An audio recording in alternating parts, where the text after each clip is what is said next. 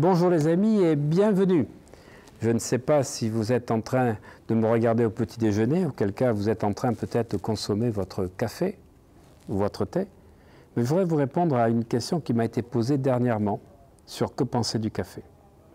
Alors le café est une des boissons les plus consommées dans le monde, cultivée dans plus de 70 pays, le Brésil et Colombie surtout. Le café contient des vitamines, des minéraux, des composés antioxydants. Une douzaine de composés bioactifs qui sont formés durant le process de torréfaction, qui est en fait un rôtissage du fruit de café. Les trois plus importants de ces composés sont la caféine, que l'on retrouve aussi dans le thé et le chocolat. Alors, moins de 3 tasses par jour, ça permet d'avoir beaucoup d'antioxydants sans aucun effet indésirable, sauf si vous étiez vraiment hypertendu. Le deuxième composé important du café, c'est l'alcool diterpène, ou les alcools plutôt diterpènes, dont le caféstol et le kawéol.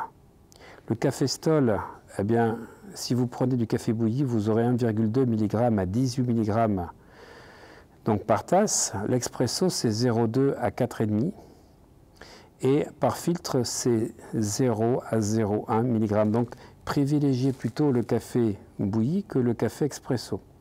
Ces mêmes quantités se retrouvent dans le kawéol qui se libère en fait au contact de l'eau chaude. Ces deux alcools diterpènes vont permettre de diminuer le taux de cholestérol.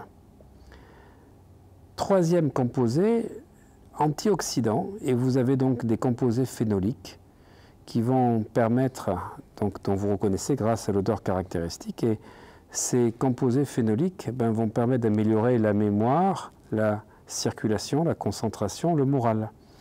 Dans ces antioxydants phénoliques, vous avez l'acide caféique, l'acide chlorogénique, qui vont permettre une absorption donc cérébrale importante, plus des liguanes, des phénols végétaux, et qui vont permettre de diminuer les taux de risque cardiovasculaire.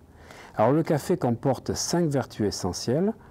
Eh bien, il est énergisant, il est stimulant, il est bénéfique. Donc, quand on a des problèmes rénaux, il est bon pour le fonctionnement du foie. C'est aussi un antidouleur puisqu'on utilise dans certains médicaments, je pense associés à l'ibuprofène, pour permettre donc, ou avec du paracétamol, pour permettre de lutter contre les maux de tête. Pour préserver les défenses cérébrales, soulager les douleurs musculaires, car ça agit sur l'adénosine, et une tasse de bon café, 1 heure avant l'effort, est superbement bien avant de faire du sport. Également, le café permet de diminuer le risque du diabète. Et puis en même temps, si vous avez des calculs biliaires, je pense à 2 personnes qui m'ont écrit dernièrement, eh bien vous aurez moins de calculs de biliaire en prenant 3 à 4 tasses. Parce que ça va baisser de 20 à 30% les calculs biliaires sur leur importance. Mais personnellement, pour avoir la forme que j'ai, je prends qu'une tasse de café le matin, et pas à jeun, et éventuellement une tasse de café en début d'après-midi pour mieux digérer puisque ça absorbe le cholestérol. Ce que je prends moi, c'est le curcuma et le gingembre. Vous voyez, aujourd'hui c'était la journée du gingembre, là c'est la journée du curcuma. Si vous voulez en savoir plus sur ces 2 produits exceptionnels que je prends qui sont totalement frais, donc qui sont sans lactose et sans gluten, vous cliquez sous la vidéo et vous accédez aux produits que vous allez voir qui sont assez exceptionnels et qui sont livrés frais, emballés avec des poches de froid pour pouvoir bénéficier du plein potentiel de ces produits.